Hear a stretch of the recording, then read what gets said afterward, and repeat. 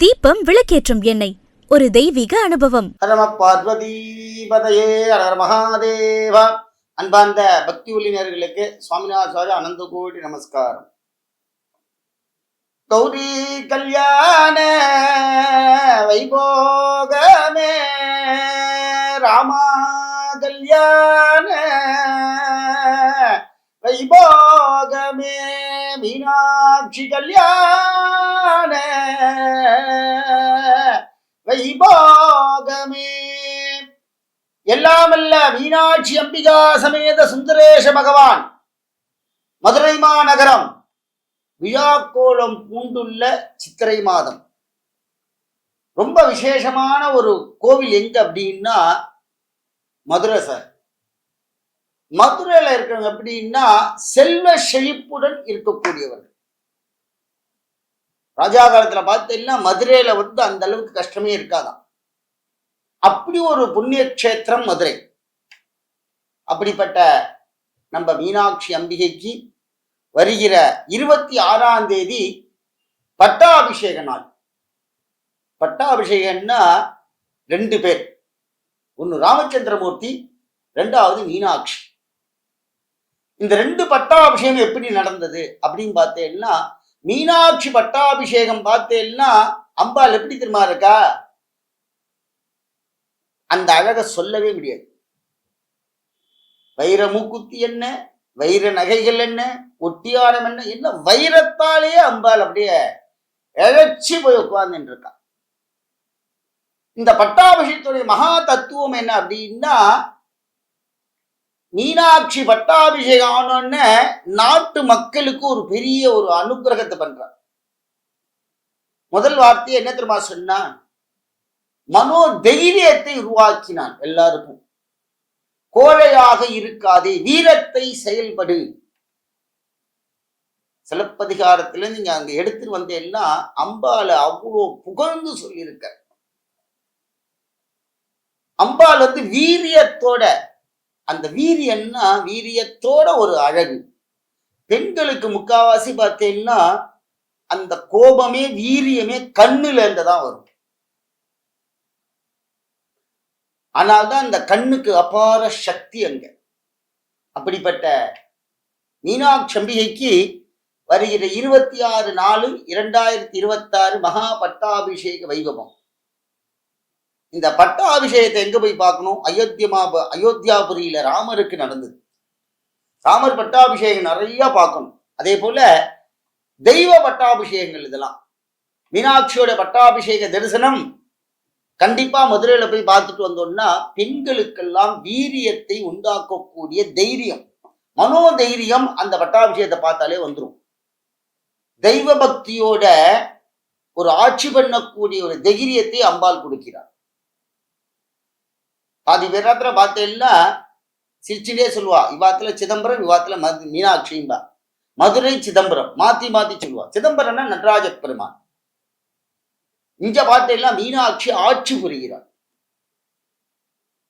இங்க சிதம்பரம் ஆட்சி ஆத்துல ஆம்பளை ஆட்சி பண்றதுக்கும் ஆத்துக்கார் பண்றதுக்கும் மீனாட்சி மாமி பண்றதுக்கும் வித்தியாசம் வரும். அந்த பட்டாபிஷேகத்தை போய் தரிசனம் செய்யுங்கள்.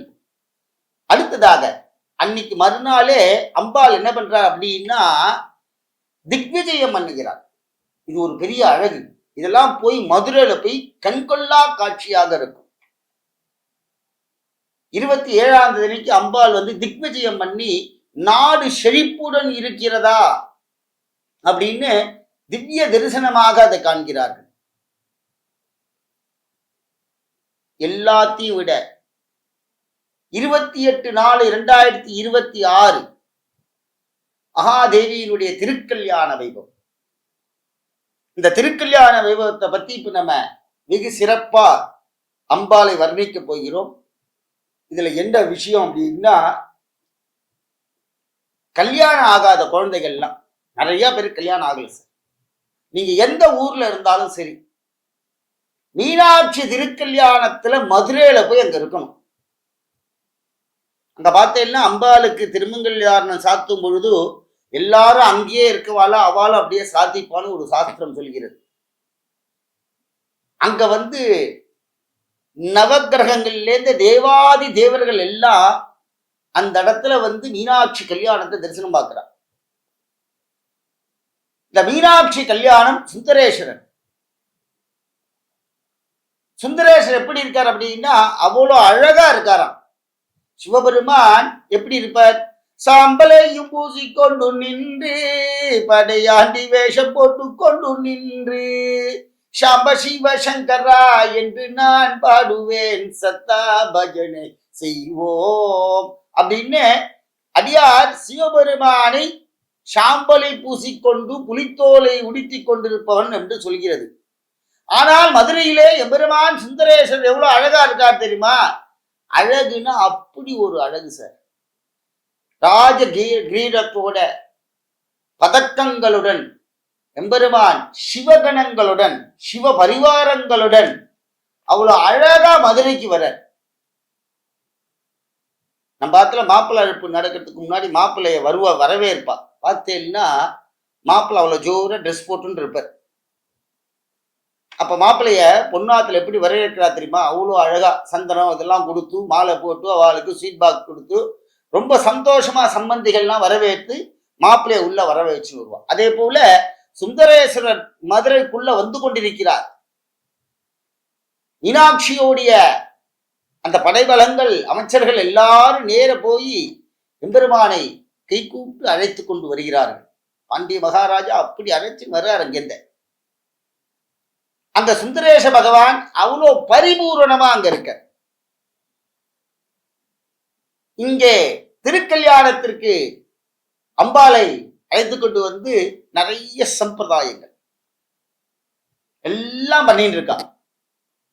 எம்பெருமானி மீனாட்சி எப்படி பார்க்கிறா தெரியுமா? மீன லோச்சனை, கண்ணுல அழகு அம்பாளுக்கு.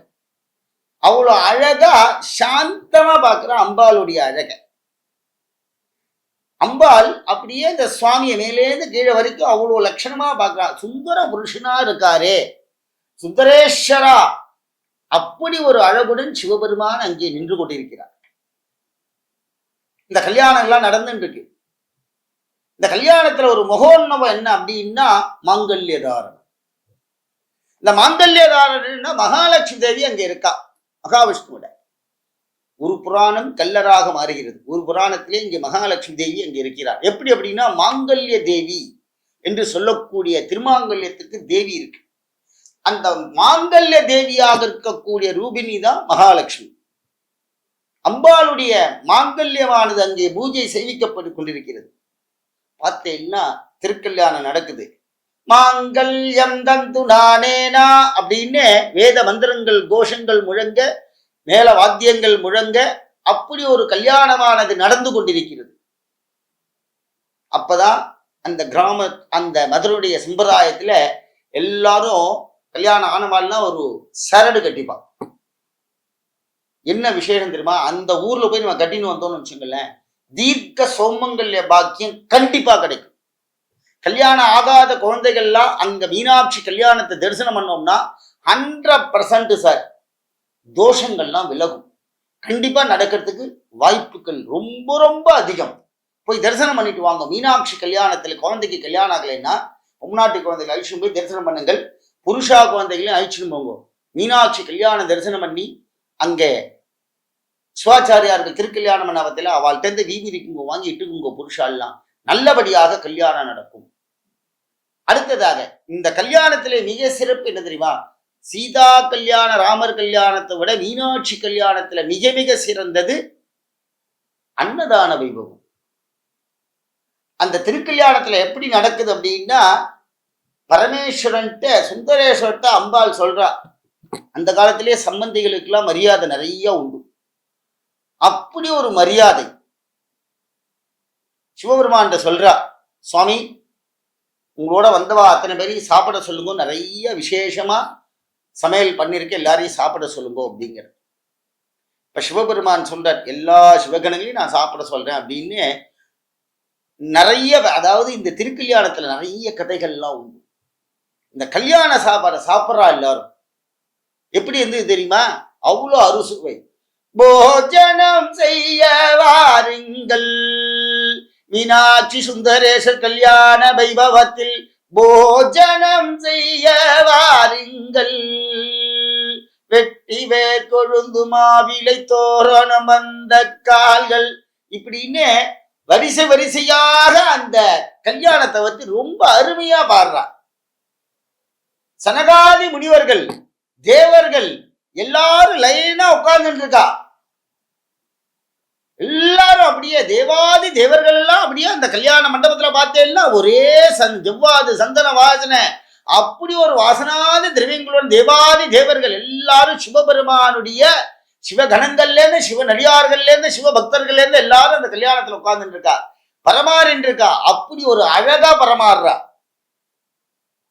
அப்படிப்பட்ட பரமாறுறதுல நிறைய விதவிதமான பக்ஷங்கள், குண்டு குண்டாயிருக்கும் குஞ்சாலாடும் ரம்யமாயிருக்கும் பிரவாலாடும், பார்த்து பார்த்து பரிமாறவே வந்தால் போஜனம் செய்ய வாருங்கள். மீனாட்சி கல்யாணம்னா சாப்பாடு தான் சார், வேற எதுவுமே இல்ல கிடையாது. அன்னதானம்னா அங்க போய் சாப்பிடணும். அப்படி ஒரு திருக்கல்யாணம் யாராலையும் பண்ண முடியாது. மீனாட்சி யாரு? அங்கேயர் கன்னி, மதுரையின் அரசி. மீனாட்சி அம்பிகையுடைய கல்யாணத்துல பஞ்சமே கிடையாது. எங்கேருந்து எல்லாரும் வந்திருக்கா? கைலாயத்துல இருந்த சிவனடியார்கள், சிவகணங்கள். சிவகணங்களுக்கெல்லாம் சாப்பாடு போட்டு மாளாது, அப்படி சாப்பிடுவாளாம். அம்பாளுடைய மகா திருக்கல்யாணத்துல ஒரு பருக்க விட இல்லேன்னு சொல்லாம அன்னதானம் முழுக்க முழுக்க நடந்தது. அப்படி ஒரு திருக்கல்யாணம். நம்மலாம் இப்ப கல்யாணம் பண்றமே நிறைய வெரைட்டிஸ் எல்லாம் போடுறோம். எரியாம இருக்கணும், அப்படிதான் நீங்க வெரைட்டிஸ் போடணும். அன்னத்திற்கு என்ன, மீனாட்சி கல்யாணத்தை பத்தி தெரிஞ்சவாள்லாம் கல்யாண சாப்பாடு எப்படி போடணும்னு இருக்கு. இப்பெல்லாம் நிறைய போடுறா, டிஃபரெண்டா. சந்தோஷம். சாப்பிட்றவா ருசிச்சு சாப்பிடணும், எரியாம. 30 ஐட்டம் 40 ஐட்டம் எல்லாம் சாப்பிட்றதுக்கெல்லாம் இப்பெல்லாம் ஆள் கிடையாது. நீங்க ஒரு 15 ஐட்டம் போட்டா கூட அதை விரும்பி விரும்பி சாப்பிடணும். அப்படி ஒரு வகையான கல்யாண சாப்பாடு. இந்த காலத்துல நம்ம எல்லாம் எவ்வளோ நம்ம வளமையாகவும் வலிமையாகவும் இருக்கிறோம். இருந்தாலும் அன்னத்திற்கு அங்க மரியாதை இருக்கணும். இப்பெல்லாம் பஃபே சிஸ்டம், கையில தான் சாப்பாடுங்கிறா. ஒரு காலத்துல ராஜா காலத்துல பார்த்தீங்கன்னா நம்ம எல்லாரும் தரையில உட்காந்து சாப்பிட்டு இருந்தோம். அப்புறம் அப்படி கொஞ்சம் கொஞ்சமா வந்து டேபிள்ல வந்து உட்காந்தோம். கொஞ்சம் கொஞ்சமா இப்ப டேபிள்ல போய் கையில வந்து ஏந்தி சாப்பிட்ற அளவுக்கு சாப்பாடுக்கு அந்த அளவுக்கு வந்துட்டு. ஏன்னா கலிபுருஷன் நம்மளோட இருக்கான். அந்த கலிபுருஷத்தினால என்ன ஆகுது, உடம்புல சர்வரோக நிவாரங்கள்ல வந்து கொண்டு இருக்கிறது. அதனால அன்னத்திற்கு ஒரு மரியாதை. சாப்பாடு, கல்யாண சாப்பாடுன்னா மீனாட்சி கல்யாண சாப்பாட்டுல எல்லாரும் அன்னதான வைபவத்திலே கலந்துண்டு மகா திருக்கல்யாண வைபவத்திலே கலந்து கொள்ளுங்கள். மீனாட்சியை தரிசனம் செய்யுங்கள். மீனாட்சி அனுகிரகத்துடன் நம்பாத்துல மங்களகரமான பொண்ணுக்கு சீமந்தம், குழந்தைகளுக்கு படிப்பு, குழந்தை பிறக்காதாளுக்கு குழந்தை பிறக்கிறது, நமக்கு 60 70 என்பதெல்லாம் பார்க்கணும். அதெல்லாம் அம்பாள் தான் கொடுக்கணும். மீனாட்சி திருக்கல்யாணத்தை தரிசித்து எல்லாமல்ல மீனாட்சி அம்பியோட அனுக்கிறது பாத்திரமாக கேட்டுக்கொள்கிறோம். நம பார்வதி பதயே ஹர மகாதேவா. மீனாட்சி மாதாஜி கி ஜெய்.